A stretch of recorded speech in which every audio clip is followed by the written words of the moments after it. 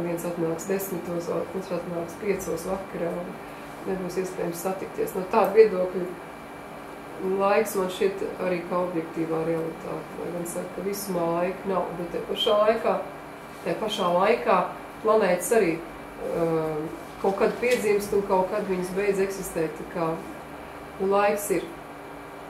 Un tā tieši laiku Dainis neapdzied. Tur apdzied rīta šalti, pusdienas šalti, vakara šalti, pieņemsim, bet tāds vārds kā laiks, viņš neparādās Dainās. Es neesmu katrā ziņā, varbūt kaut kur kādā vienā īpašā, ko es vēl neesmu izlasījusi, varbūt. Bet te ir skaidrs, ka mīļā Laima Dieva meita nācies viņas darināt, teicies viņas dzied pati par jauniem parveciem. Te ir runa par to, ka Laima ir tā, kas seko līdz laikam. Un varbūt, ka viņa arī ir pati laika darinātāja. Kas to lai zina? Tātad Laima, liktenis un laiks. Un tāpat arī Laimai ir, acīm redzot, kā mēs runājam, ka mums ir 9 līmeņi, tāpat arī šīm dievībām ir līmeņi. Ir kaut kāda zemākā viņa izpausme un ir augstākā izpausme. Un te arī to var redzēt, ka te viņai ir tīri kā laimes, ka viņa ir kā prieka izpausme. Laima prieku parādīja viņa māte, žēla viņas. Laima kā ar šupoju tevi māte noreisīja. Tad Laima tomēr ir arī kā prieka devēja un kā svētlaimes noteikti devēja. Tātad prieks, liktenis, laiks, liktenis laikā, prieks laikā, tā. Man ļoti patīk šī daina. Ļaudis teica manu laimi ūdenī noslīkuš, ļaudis teica manu laimi ūdenī noslīkuš, ūdenī noslīkuš. Mana laime kalniņai, sudrabiņu vedināj, mana laime kalniņai, sudrabiņu vedināj, sudrabiņu vedināj. Te ir runa par objektīvo, subjektīvo realitāti. Ja, piekrītat, ka cilvēki no malas domā tā, bet iekšēji ir pavisam savādāk. Iekšēji tas ir attīrīšanās process, Laima sēž manā iekšējā kalnā un vērtī, kas ir svarīgs, kas ir nesvarīgs, kur ir šī tās tīrās lietas, kas ir derīgas un tās, kas nav derīgas. Un Laime, laiks, laika koks, saules koks. Saules koki ir pilni ar laimas zīmēm. Laimas zīmes ir gan šīs te laimas akas, kā es to uztveru, sievišķais un vīrišķais, materiālais un garīgais. Ja? Tur veidojās tā laime, kā harmonija. Ja? Un tīri šīs skuiņas, tās ir arī laimas zīmes, kas, manuprāt, attēlo tieši laika plūdumu. Mēnesis fāzes ir jostās ļoti daudz. Es tālāk tur parādīšu, man ir pie reiki tām zīmēm saucamajām latviskajām, tur ir josta, ka iet šīs skuiņas vienā virzienā, un tad, pieņemsim, ir 3 strīpiņas, un vēl viņas iet otrā virzienā. Tas arī ir laika tecējums, jo, ko nozīmē, teiksim, tāds zīmējums, viņš, tas varētu arī atrast, un pārāk tālu ir jāmeklē. Kur te ir? Te ir par saules koku runa. Viņš nozīmē mēnesis fāzes, kuras ir tātad dilstošs, pilns un pieaugošs. To nozīmē tās skuiņas. Tātad tas ir, viss notiek laikā, laika kustība. Tā, un mans tas piedāvājums, kad to reikas zīmi vietā, ko piedāvā šie Japāņi, ja tu uz sevis uzvelc šitādu te zīmi, tu esi tā sevi enerģētiski sastrukturizējis, ka labāk vien nevar vēlēties. Tik jātīst iztēle, lai to visu var iekopēt, teiksim, savā enerģētiskajā laukā, tādā formā, kā tas izskatās. Un šeit augšā jau mēs redzam, tā augstākā lieta ir, tās slotiņas, laimes slotas. Laimes slota, rekur te viņa ir pilnīgi, tā ir laimes slota, arī tas saucamies saules kociņš. Un tā ir apgaismība, tāpēc saules kociņš, tātad saule kā augstākā patiesība, patiesības kociņš. Un šī slotiņa, attīra mūs, viņa izslauka visu, kas ir egoistisks, kas ir sautīgs un mūs padara vieglākus attiecībās, vieglākus domās un līdz ar to arī gaišākus domās un gaišākus savos darbos un rīcībās. Tādā nozīmē tas ir gaismas un saules kociņš. Var filozofēt arī tālāk, kas ir šis, tas ir arī tāds manā skatījumā laika iemīsojums, kur ir visi 12 mēneši parādās un šeit parādās, teiksim, 8 mēneša gada sadalījums, kur, teiksim, te būtu Ziemassvētki, tad tālāk meteņi, lieldienas, ūsiņi, jāņi, Māras diena, apjumības un mārtiņi. Tādā nozīmē tas ir arī laika koks, saules koks, laika koks, laimes koks. Tā, un te mēs redzam jau konkrēti, kā tas ir laiks. Kā es to teicu, šādā te formā te kaut kas beidz attīstību, tad viņš atkal izvēršās, tad atkal viss ir tā, tas atkal ir tas pats vilnis. Un ja tur bija saules koks, tad šo sauc par sauļoto stabu. Viņš arī ir citās kultūrās pietiekoši daudz visādi izzīmēts un apcerēts un tā. Un šī sakarā tas arī ir tas plūdums, kā mēs te, pieņemsim, mēs piedzimstam, šeit mēs dzīvojam, un te mēs atkal nomirstam un aizejam tālāk. Tas ir tātad saules stabs, jeb tā mūžīgā attīstība, mūžīgā transformācija, mūžīgā kustība kaut kur uz priekšu un cikliska viņa ir. Te sākās, te ir un te vairs nav. Un tad tīri mēs redzam, kur meitenei ir aproce, kura ir šī saules stabu iemiesojums. Un tas ir arī ne tikai rotas elements, tas ir arī atgādinājums. Tādā ziņā, ja sievietes vairs nenēsā šādas aproces, tad, kad uz viņu paskaties, tur ir iekšā jau iekalts. Šis saules stabs, tur ir iekalts saules zīmīts, dieva zīmīts, tur ir iekalts Māras zīmīts. Tad, ja acis vienkārši to atkal ierauga, tad uzreiz mēs apziņā atgriežamies. Es atkal eju uz sākumu, un es atkal atceros savu eksistences jēgu. Kāpēc es esmu, un es tik ļoti varbūt neaizraujos ar ieiešanu kaut kādās fiziskās vēlmēs, vitālās vēlmēs un mentālās interpretācijās. Tā kā no tāda viedokļa šis te senais apģērbs, viņš ir ideāls, viņš ir enerģētiski ļoti pareizs, un arī šie simboli ir tie, kas mums palīdz atgriezties pie sākuma. Šīs akta, pakavas akta, simbolizē vīrišķā un sievišķā tādu harmoniju, vienotību. Un šī adata faktiski ir tas pērkona simbols, kas savieno vīrišķo ar sievišķo un tura kopā. Tā pērkona savieno. Tā. Un te es neiedziļināšos visos tajos ciparos, kas tur ir.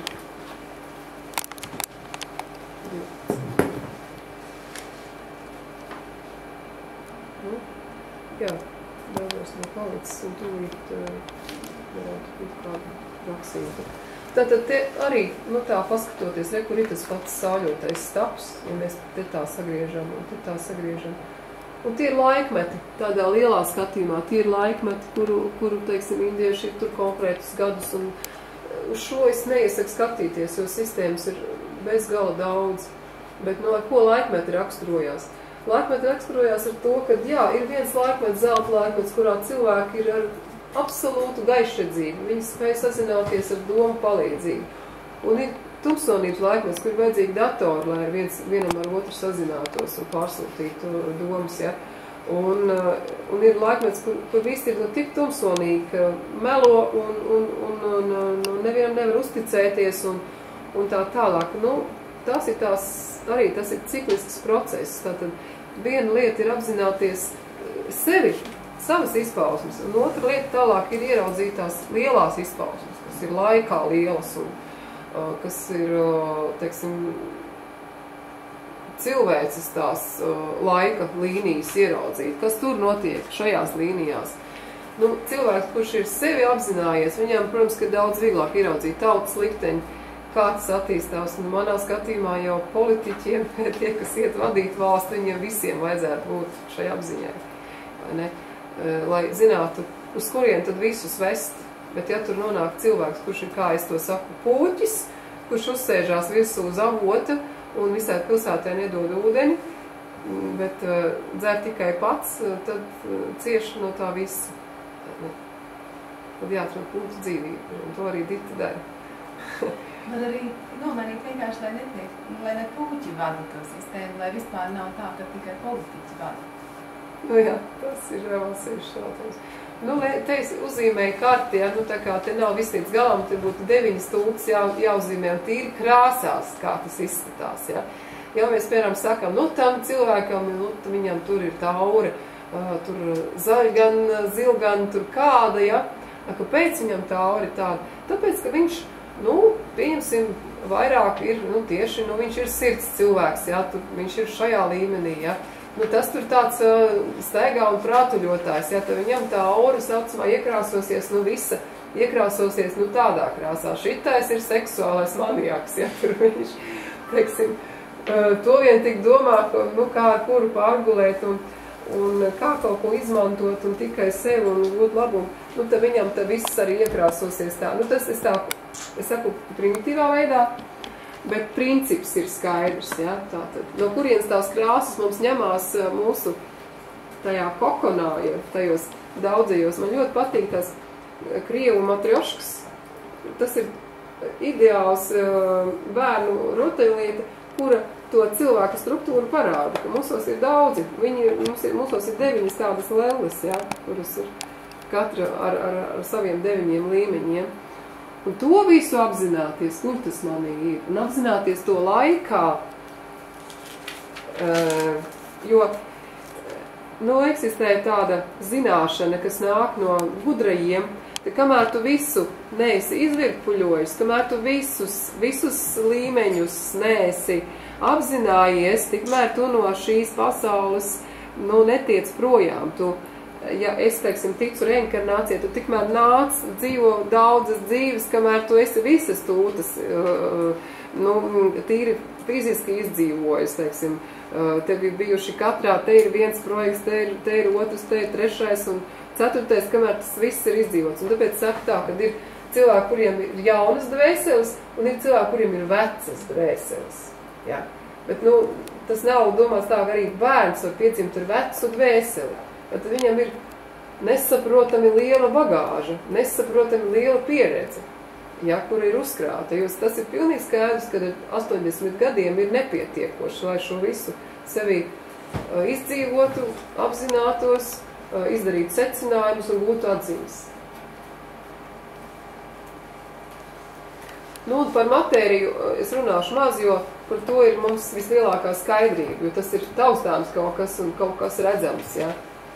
Un tātad smalkā matērijas stihijas, es, protams, ka šobrīd pētu, kur šīs stihijas latviešu dainās, un pati ar sevi strīdos, jo par zemi vēl būtu skaidrs, par ūdeni arī būtu skaidrs, nu par uguni arī būtu skaidrs, bet kur tad ir tas gaiss, vai tas gaiss parādās kā vēja simbols, ja viņš ir kaut kur ar laimu saistāms ar tām dainām, kas ir laima, grūti pateikt. Un tādu ēteri kā stihiju, nu, es vispār neatrodu, kurš simbols varētu atbilst šai stihijai. Man ir ļoti grūti pateikt. Mēs runājam arī ar Tolteku Ivo Puriņu par šo jautājumu. Viņš teica, neuztraucies, nemeklē to 5. Ir 4 tikai. Un, ka tā varētu būt vēl no šiem te Amerikas indiāņiem arī ir 4 stihijas. Un 5. stihija ir centrā šīm 4. Un, ja tā paskatās, tad jā, tiešām tā varētu būt. Varbūt. Un ļoti daudz tiek runāts par krāsām, kur ir vāra, zelta, sudraba un dimanta. Tās arī var būt materiāls dabas īpašības, kas ir, nu, teiksim, šī tumsonība, jeb inerce, tad ir aktivitāte, un tad ir gaisma, jeb, nu, tā apgaismība. Un kad visas šīs te materiālās dabas īpašības nemitīgi ir kustībā, viņas caurauž visus cilvēkus. Piemēram, pie bērniem šo dabā eksistējošo materiālo dabas īpašību ietekmi var redzēt brīnišķīgi. Ir dienas, kad bērni ir ļoti miegaini. Viņi visi ir tādi, nu, viņi neko negrib, viņi ir inerti un tādi. Ir dienas, kad viņi ir, tu, visi ir tādi uzvilkti, ka viņiem vispār klāt netiek. Viņi ir, nu tādi, ja. Un tad ir dienas, kad viņiem nāk kaut kādas brīnišķīgas domas galvā, un kad viņi ir tik dievišķi un tik labi attiecībās, un viens otram dāvina kaut ko un palīdz, un nu, tas tā. Un par to ir, manuprāt, stāsts šajā zelta sudrabs dimants. Šeit ir 4, jā, tāpēc, ka parasti pasakās, nu, ir minēts vai dainās ir parasti 3, vai zelta sudraba un dimanta, vai varš zelta sudrabs, vai varš zelts un dimants. Es, nu, tādā kombinācijā, ka 4 viņas neesmu atradusi. Tāpat tās pasakās ir 3 tēvas tabulītes, zelta sudraba un dimanta, ir šie 3 zirgi, ar kuriem jāiet pakaļ princesei zelta kalnā, ja? Tad, lai uzjātu zelta kalnā, kas ir atkal mūsos, ja, zelta kalns, un noprecētu šo princesi, kas ir sievišķā būtība, varbūt, ja, pati matērijas valdniece, tad, lai tiktu pie šīs matērijas valdnieces princeses, ja, kura ir aizslēpusies tur, es nezinu, aiz plīvriem vai zārkā zelta, vai ne zelta, bet kristāla zārkā, tad mums jātiek pie viņas ar šiem te zirgiem, zelta, sudraba un dimanta. Nu, zirgs nozīmē paškontroli, tev jāsēž zirgam sadlos, lai kaut kur vispār tu varētu tikt. Ja tu viņam nesēdi sadlos, tad tu nekur arī netiec. Un tā kā viņa tiek apdziedāta, Māra, tā tad vienkārši daba lieliskā pasaule. Tas man te ir. Māra un maize. Tas ir tas Māras, nu, atribūts, ja tā varētu teikt. Māras maize. Un kāpēc maize? Maize simbols tā ir mūsu gūtā pieredze. Un tad, kad mēs svinam svētkus, mēs vienmēr cepam maizi un liekam viņu galdā. Un tas simbolizē to, kad ir kaut kāds posms pagājis, kaut kāds laika posms, kurā mēs esam guvuši pieredzi no padarītajiem darbiem un atziņas. Un tātad maize cep no graudiem, kas simbolizē domas, kuras ir samaltas miltos, tātad saprastas, pārstrādātas, un uzrūgušas, ja, attīstījušās, interpretētas, un tad mēs tos atcepam, un mums no katra atsevišķā grauda tas salīmējās kopā un iznāk maize. Iznāk, teiksim, sava kaut kāda pasaule, kur mēs esam pārdzīvojuši, un tas ir mūsu pārdzīvotās matērijas rezultāts, šī maize saceptā. Un tīri Ziemassvētkos es par puzariem stāstīšu nākamajā daļā. Šis laikam pēdējais kadrs. Varat atpakaļ mazliet. Kā lūdzu? Vienu atpakaļ mazliet par to maizīti. Jā. Nu, te es ieliku uz bildi, man ir atsevišķi par stihijām, es atsevišķi lekcijas lasījusi, kur es izskatīju visas dainas, kur vispār maize ir minēta, nu tad es viņu saklasificēju šādās 8 daļās. Ja. Tas arī nekas nav viennozīmīgi, viss ir ļoti daudz nozīmīgi. Tikai jāmēģina ir saprast. Tur varbūt varētu vēl pielikt 9, kas nav sievietes grūts, bet ir vīrieši kaut kas cits. Maize. Nu jā. Dainās to nevarēja atrast, tas nebija. Nebija, ja? Man ir līdzi, tev var idot, un tu vari apsēsties visus, es izskatējos, varbūt, ka... Jo tas jau to bērnu rada arī. Tas jau ar sievišķo ir saistīts. Tas, ko jūs manējāt, nav sievišķo. Tur ir citi simboli, tur ir gailes simbols un vēl kaut kas cits, jā, tā kā ir. Maize ir sievišķā simbols? Sievišķā, jā, tas ir Māras matērijas simbols, vīrišķā tie simboli ir citi. Un te interesanti, ka Māras krusts, tas ir tātad līnija un pārkrustotie gali ir šādā te puzurī. Nu, es teiksim tā, pagājušā ziemā es ļoti nokoncentrējos uz puzuru taisīšanu un visu tā simbolika, kas tur varētu būt ar visu skaitīšanu un salmu rēķināšanu un tā tālāk. Jo man šis te fenomens ārkārtīgi patīk, tas ir daudz labāk nekā eglīšu rotājumi. Un šeit ir arī lūk tāds, jā, ka tā ir šīs te matērijas sarežģītā kārtība, ja, puzuri, kā matērijas matrica, kas iemieso. Tā. Un otro daļu mēs varētu pēc tāda pārtraukuma. Jā, tagad mēs varētu doties iedzert tēju un aprunāties dzīvā veidā. 12.06.